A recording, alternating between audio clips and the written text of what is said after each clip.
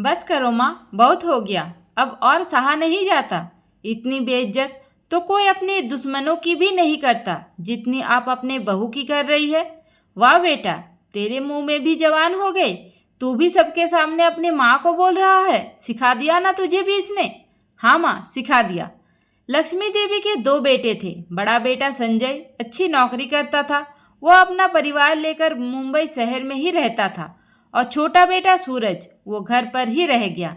उससे कोई नौकरी हो ही नहीं पाती थी, जिसके चलते वो घर पर ही खेतीबाड़ी का काम देखने लगा। लक्ष्मी जी और उनके पति रमाकांत जी छोटे बेटे के साथ ही गांव में ही रहते थे। रमाकांत जी अपनी नौकरी से रिटायर्ड हो गए थे, तो महीने की उन्हें भी अच्छी पेंशन आ जाती थी। और संजय अच्छा खासा लंबा चौड़ा था, जो खुद ही खेती करता था, तो खेती के भरोसे ही दो पैसे वो अपने पास भी रखता और घर का खर्च भी चलाता था। कभी भी रमाकांत जी से पैसे नहीं लेता था, और वैसे भी रमाकांत जी उसे पैसे देते भी नहीं थे। आए दिन रमाकांत जी और लक्ष्मी देवी के खाने में नई नई फरमाइश जरूर होती रहती थी। खाना उन्हें कभी भी सादा नहीं चाहिए। ज़्यादातर वो लोग पूरी, पराठे, मसालेदार सब्जी ही पसंद करते थे, जो कि छोटी बहू रीना बनाकर भी देती थी। सूरज और रीना दोनों ही रमाकांत जी और लक्ष्मी देवी के अच्छे से ख्याल रखते थे। इसके बावजूद भी लक्ष्मी देवी कभी भी रीना के साथ खुश नहीं रहती थी। वो आए दिन बस अपनी बड़ी बहू रूबी के ही गुणगान गाती थी। वो कहावत है ना कि दूर के ढोल सुहावने। लक्ष्मी जी की जो बहू सेवा करती, लक्ष्मी जी उस बहू की थोड़ी भी कदर नहीं करती। और जो बहू साल में 1 महीने के लिए आती, उसमें से भी 15 दिन मायके में रहती, उस बहू के लिए लक्ष्मी जी दिन रात चिंता करती रहती। और लक्ष्मी जी के कानों में कहीं से खबर पड़ गई कि रूबी बीमार है, तो लक्ष्मी जी लगता कि पूरा घर सर पर उठा लेगी। वो बार बार रमाकांत जी को कहते, जरा संजय को फोन लगाओ, पता तो करो बहू कैसी है। बताओ, अकेली है बेचारी, वह कोई हाथ बटाने वाला भी नहीं होगा। सारा काम घर का अकेली ही करती होगी। जरा पूछ लेना, कुछ पैसे रुपए की जरूरत है तो भेज देना।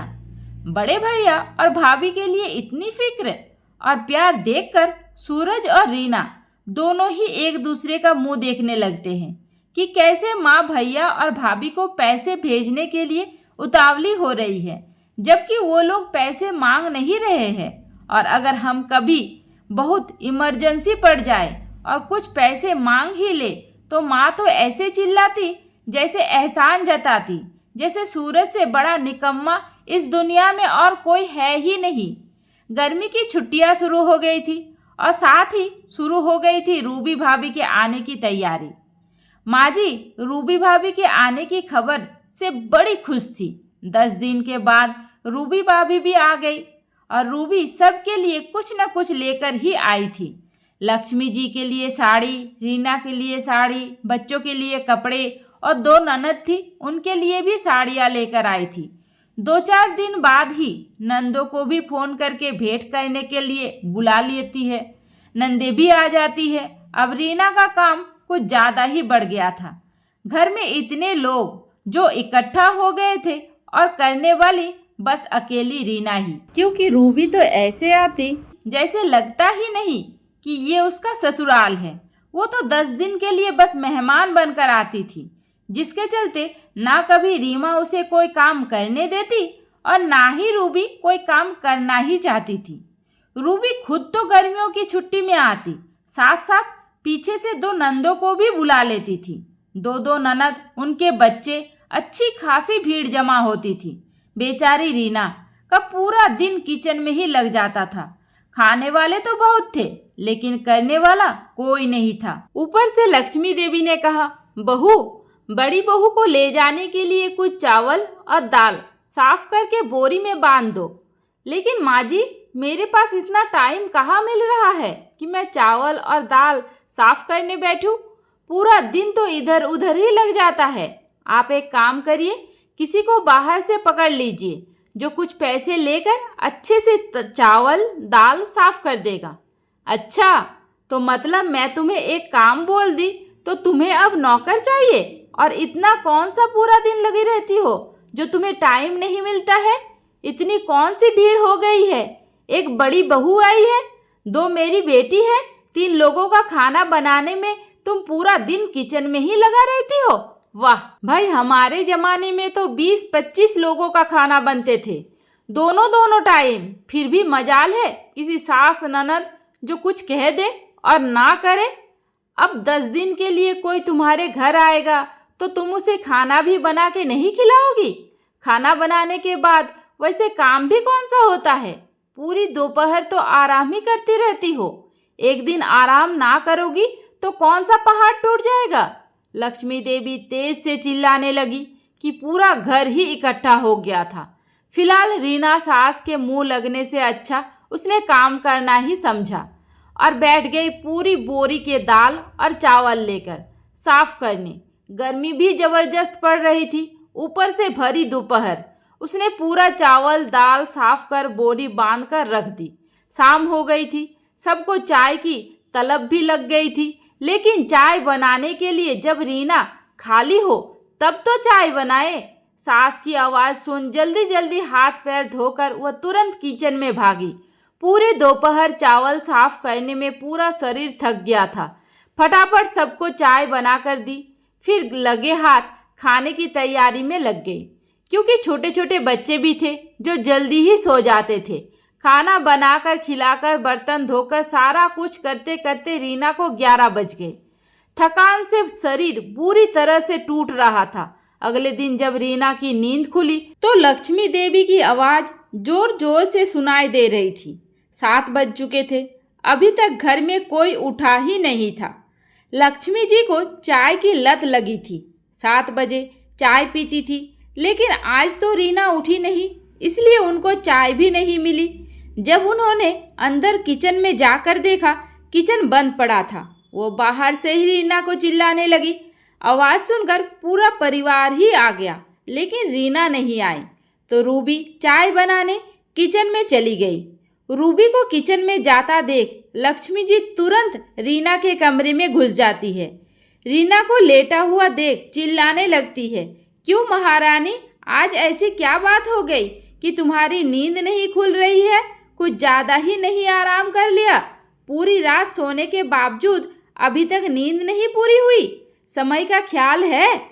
माँ जी, मेरा पूरा बदन बुखार से तप रहा है, शरीर में बिल्कुल ही जान नहीं है। बुखार है तो सोने से ठीक हो जाएगा। तुम्हें पता है कि घर में इस समय लोग आए हुए हैं। इस समय तुम्हें बीमार पड़ना था, और बीमार पड़ी भी तो दवाई तो टाइम पर ले लेती। छोटी बच्ची तो हो नहीं कि दवाई हाथ पर रखी जाएगी तो दवाई खाओगी। बताओ अब कैसे होगा घर का काम? 4 लोगों को देख ली, अब तो बीमार होकर बैठ गई। हो गया कल्याण। तुम तो वैसे ही चाहती थी कि घर के लिए नौकर लग जाए, नौकर नहीं लगा, बीमार हो गई। बताओ, इतनी नाजुक शरीर है, थोड़े से चावल क्या साफ कर दिए, बीमारी हो गई। सब समझती हूँ तुम्हारा नाटक। जानबूझकर तुमने दवाई नहीं खाई होगी कि सुबह तक आराम मिल जाएगा तो मुझे फिर से काम करना पड़ जाएगा। कमज़ोर हो, काम ना करने के बहाने ढूंढ रही हो। बस करो माँ। तभी पीछे से आवाज़ आई। लक्ष्मी जी ने पीछे मुड़कर देखा, उनका बेटा सूरज खड़ा था, हाथों में दवाई लिए। बोला, माँ कैसी बातें कर रही हो? तुमने एक बार भी रीना को छू के उसे कितना तेज बुखार है, पूरी रात बुखार से तड़पती रही है। इसके बाद सुबह होते ही आप प्यार के 2 बोल बोलने की जगह उसे उल्टा सीधा सुना रही है। माँ कितना बर्दाश्त करवाऊंगी? अब नॉर्मल बोलती हो तो चलता भी है, लेकिन कम से कम किसी के दुख तकलीफ में भी तो मत बोला करो। हाँ, अब तुम भी बोलो, तुम्हारा भी बड़ी जुबान खुल गई है। क्या बोल दिया मैंने? कौन सा गलत बात बोल दिया? यही कह रही हूँ ना कि 4 लोगों को देखते ही बीमार हो गई।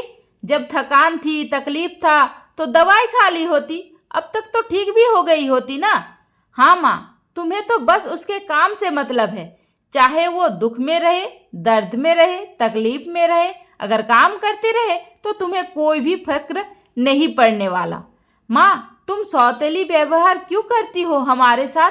वहीं पर अगर बड़ी भाभी बीमार पड़ जाती है तब तो तुम कितना परेशान हो जाती हो। और जब रीना बीमार पड़ गई तो तुम्हें वो नाटक लग रहा है। उसके लिए चिंता दूर की बात, उसके बीमार भी तुम्हें बहाना दिखाई दे रहा है। अब समझी मैं सारी बात। ये खुलकर बोलो ना कि सारी जलन तुम दोनों को बड़ी बहू से है। रूबी खड़ी चुपचाप सारा तमाशा देख रही थी। चाय बनाकर उसने अपनी सास को देते हुए कहा, माँ जी छोड़िए ना, अब उसकी तबीयत खराब है तो कैसे उठेगी बेचारी। देख लो बहू, तुम सब कुछ अपनी आंखों से देखो। एक तुम हो, उन दोनों के लिए तुम्हारे दिल में कितनी हमदर्दी है। एक वो दोनों है। अगर मैं तुम्हारी थोड़ी सी भी फिक्र कर दूं तो जैसे उन लोगों के दोनों के कलेजे पर सांप लेट जाता है। एक काम करो, इस बार तो अपने साथ मेरा भी टिकट कटा लो। मुझे कुछ दिनों तक तो इन दोनों से दूरी ही बनाकर रखनी है। तंग आ गई हूँ मैं रोज रोज की किचकिच से। रूबी ने कुछ भी नहीं कहा। दरअसल वो लक्ष्मी जी को अपने साथ ले जाना भी नहीं चाहती थी, लेकिन लक्ष्मी जी के बार बार कहने पर उसने कह दिया, माँ जी टिकट नहीं हो रहा है। बड़ी मुश्किल से तो 2 टिकट ही हुआ है, मेरा और बच्चों का। लेकिन फिर भी लक्ष्मी जी जबरदस्ती तैयार हो गई। हाँ तो कोई बात नहीं, मैं बच्चों की सीट पर ही बैठकर चल पड़ूंगी। लेकिन एक बार तो मुझे इन दोनों को सबक सिखाना ही है। अब बेचारी रूबी क्या बोले। लक्ष्मी जी रूबी के साथ अपना बैग पैक करके निकल पड़ती है। रूबी की बिल्कुल भी इच्छा नहीं थी कि लक्ष्मी जी उनके साथ जाए। जैसे तैसे वो दोनों मुंबई पहुँचे।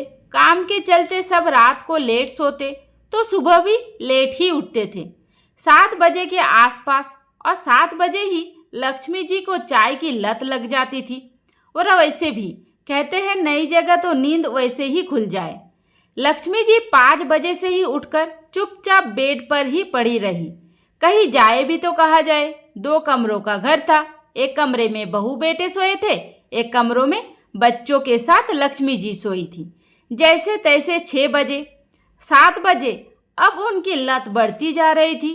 बहू अभी तक उठी नहीं थी। अंत में लक्ष्मी जी रूबी को जगाने जाती है और कहती है, बहू 7 बज गए, उठ जाओ, एक कप चाय बना कर दे दो। वो भी कहती, क्या माँ जी, क्या तरीका है सुबह सुबह उठाने का। सबका अपना अपना टाइम होता है। अगर आपको 7 बजे चाय की लत लग गई है तो आप चाय तो बनाकर पी ही सकते हो ना।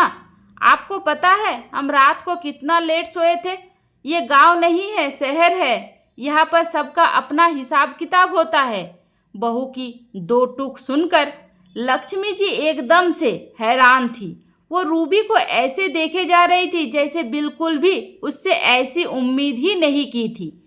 कहीं ना कहीं उनकी आंखों में आंसू जरूर आ गए थे और उसी पल उनके आगे रीना का चेहरा भी नाचने लगा। रीना की कभी भी ऐसी हिम्मत नहीं हुई कि वो इतनी बुरी तरह से मुझे जवाब दे। कितना कुछ उसे सुनाती थी। 7 बजते बजते किसी भी कीमत पर उनके आगे चाय रख ही देती थी, फिर भी 1000 बातें जरूर सुनती थी। अपनी आदत के चलते लक्ष्मी जी किचन में आई, खुद के लिए चाय बनाई। लेकिन आज उनका चाय पीने का भी मूड नहीं था। पहले दिन ही उनका मन उचट गया था। फिर भी वो चाय का कप लेकर बालकनी में चेयर पर बैठ गई। पहले दिन ही घर की याद आने लगी थी। रूबी करीब 7:30 बजे उठी, सीधे किचन में जाकर नाश्ते की तैयारी करने लगी। रमेश भी जल्दी जल्दी ऑफिस जाने के लिए तैयार होने लगा। बच्चे अपने अपने स्कूल के लिए तैयार होने लगे थे। रूबी सबके लिए किचन में नाश्ता और टिफिन बनाने में लगी थी और बेचारी लक्ष्मी जी चुपचाप बाहर बालकनी में बैठी सबको देखे जा रही थी। सब अपने अपने कामों में इतने बिजी थे कि किसी के पास भी लक्ष्मी जी के लिए थोड़ा सा भी टाइम नहीं था। करीब 1 घंटे के बाद बच्चे और रमेश नाश्ता करके चले गए। अब घर में अकेली रूबी और लक्ष्मी जी रह गई थी। 9 बज चुके थे। 9 बजे तक तो घर पर रीना लक्ष्मी जी को नाश्ता भी करा चुकी होती है, लेकिन यहाँ पर आज लक्ष्मी जी चाय पीकर बालकनी में किसी अजनबी की तरह बैठी है और सब अपने अपने कामों में लग पड़े थे। बच्चे और बेटा चल गए। रूबी अपने घर की सफाई, किचन की सफाई, अपने कामों में लग गई। करीब 11 बजे जब वो नहाकर फ्री हुई तो उसने लक्ष्मी जी से नाश्ता करने के लिए कहा और उनके आगे खाने की प्लेट रख खुद भी खाने बैठ गई। बहू से थोड़ी बहुत बातें करते करते लक्ष्मी जी ने नाश्ता तो कर लिया। अब रूबी घर का कुछ और काम निपटा कर बोली, माँ जी, मैं 1 घंटे के लिए आराम करने जा रही हूँ। आपको कुछ काम है तो बता दीजिए। कोई काम नहीं, तुम आराम कर लो। रूबी फिर से अपने कमरे में चली जाती है और एक बार फिर से अकेली रह जाती है लक्ष्मी जी। पूरी तरह से सन्नाटा था। जैसे पूरी रात गुजारी थी वैसे ही पूरा दिन भी अकेले अकेले ही गुजर रहा है। पल भर के लिए पूरा परिवार उठा, थोड़ी सी चहल पहल हुई, फिर से वही शांति। ये शांति लक्ष्मी जी को अंदर ही अंदर काट रही थी। यहाँ आने के बाद उनका 1 मिनट के लिए भी मन नहीं लगा था, क्योंकि जो बहू गांव में उनसे चिपक के मीठी मीठी बातें करती थी वो यहाँ पर आने के बाद अपने ही काम में इतना बिजी रहती थी कि उसे बात करने का भी टाइम ही नहीं मिलता था। कुछ पूछने पर बस जवाब देकर रह जाती।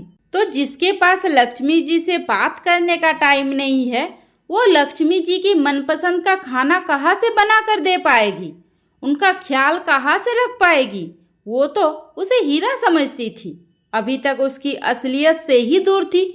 रूबी के साथ लक्ष्मी जी ये सोचकर आई थी कि बड़ी बहू के यहाँ जाऊंगी तो कुछ दिन चैन से रहूंगी। बड़ी बहू सेवा करेगी, उनकी बातें सुनेगी, बातें करेगी, जैसे गांव में आकर दिन रात उनसे चिपक के बातें करती है। लेकिन यहाँ तो बहू के पास बिल्कुल टाइम ही नहीं है कि वो अपने सास से बातें ही कर ले, और ना ही उसका ये रूप देखकर लक्ष्मी जी की हिम्मत होती कि उससे कुछ कह भी दे। कहते हैं ना, जब सामने वाला कुछ ज़्यादा ही उम्मीद करता है और उसे उसकी मुताबिक चीज़ नहीं मिलती है तो बहुत बुरी तरह से टूट जाता है। ऐसे ही बुरी तरह से टूट गई थी लक्ष्मी जी। जैसे तैसे उन्होंने 2 दिन काटे। तीसरे दिन से उनकी बेचैनी बढ़ने लगी थी। शाम को जब रीना का फ़ोन आता है तो लक्ष्मी जी जैसे ही फ़ोन उठाती है, रीना कहती है, माँ जी, आप शहर जाकर अपनी बड़ी बहू के साथ रहकर छोटी बहू को तो भूल ही गई है। क्या आप इस तरह से नाराज है कि हमसे बात भी नहीं करेंगे? पूरे 2 दिन हो गए हैं आपके गए हुए, मेरा मन तो आपके बिना बिल्कुल ही नहीं लग रहा है। क्या मैं इतनी बुरी हूँ कि आप मुझसे फ़ोन पर बात भी नहीं कर सकती? छोटी बहू की बातें सुन लक्ष्मी जी की आंखों में आंसू आ गए थे। तड़प उठी थी, धीरे से बोली, नहीं बहू, ऐसी बात नहीं है।